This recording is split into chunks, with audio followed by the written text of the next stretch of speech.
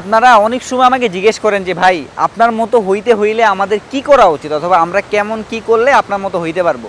So দেখেন ভাই, আমার মতো হইতে চাইলে আপনাদের কিচ্ছু করা লাগবে না।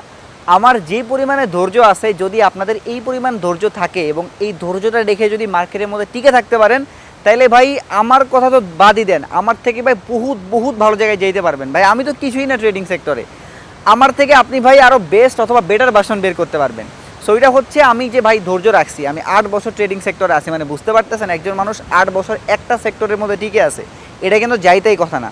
সো আপনি যদি মনে করেন যে এক সপ্তাহে প্রফিটেবল হব অথবা 1 মাসে 2 মাসে প্রফিটেবল হয়ে যাব, তাহলে কোনো জীবনও সম্ভব না। বাট আপনি যদি আমার মতো ভাই একদম দাঁতের সাথে দাঁত কামড়ায় লেগে থাকেন, যতদিন না পর্যন্ত আমি প্রফিটেবল হইতেছি ততদিন পর্যন্ত আমি জাস্ট ট্রাই করেই যাব, তাইলে ভাই আপনি আমার থেকে বহুত উপরে চলে যাবেন। তখন দেখা যাবে আপনারই আমার গুরু মানতে হইতেছে। সো এই জন্য আপনি যদি কারো মতো হইতে চান অথবা সামনে যদি কিছু একটা ভালো করতে চান, যেই সেক্টরে হোক না কেন, আপনি জাস্ট ওই সেক্টরে ভাই লেগে থাকেন, মানে দাঁতের সাথে দাঁত কামড়ায় লেগে থাকেন যতদিন না পর্যন্ত আপনার ওখান থেকে সাকসেস আসতেছে। সো সেটা হইতে পারে ফ্রিল্যান্সিং, ট্রেডিং, বিজনেস, লস করেন, বিজনেসে উঠানামা হোক, অথবা আপনার ফ্রিল্যান্সিংয়ে কাজ না পান, কোনো সমস্যা নাই। জাস্ট আপনি ওই সেক্টরে টিকে থাকেন, তাইলেই হয়েছে ভাই।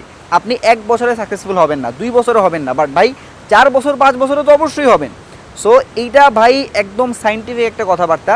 কেউ যদি কোনো জিনিসের সাথে একদম লেগে থাকে, তাইলে ওই জিনিস একটা সময় পরে গিয়ে তারা যে পরিমাণে রিটার্ন দিবে, ওইটা তার ওই যে 4-5 বছর ধরে যে ওয়েট করেছিল ওইটার থেকেও বেশি মজা পাবে। মানে ওই জিনিসটা তখন আর গায়ে লাগবে না যে আমি 4-5 বছর ধরে ওয়েট করেছিলাম, ওইটা আপনি ফিলই করবেন না। কারণ তখন যে পরিমাণে টাকা আসবে ভাই, টাকার সামনে এই টাইপের কষ্ট অথবা ব্যাড ফিলিং কিছুই না ভাই।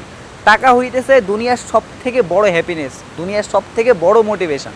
সো এই জন্যে ভাই, আপনি জাস্ট আমার মতো হইতে চান অথবা অন্য কারো মতো হইতে চান, কোনো সমস্যা নাই, বাট লেগে থাকেন। আপনি যেই সেক্টরে থাকেন না কেন, ওটার সাথে দাঁত কামড়ায় লেগে থাকেন, হার্ড ওয়ার্ক করেন, শিখতে থাকেন, এটা অটোমেটিক্যালি হয়ে যাবে ভাই।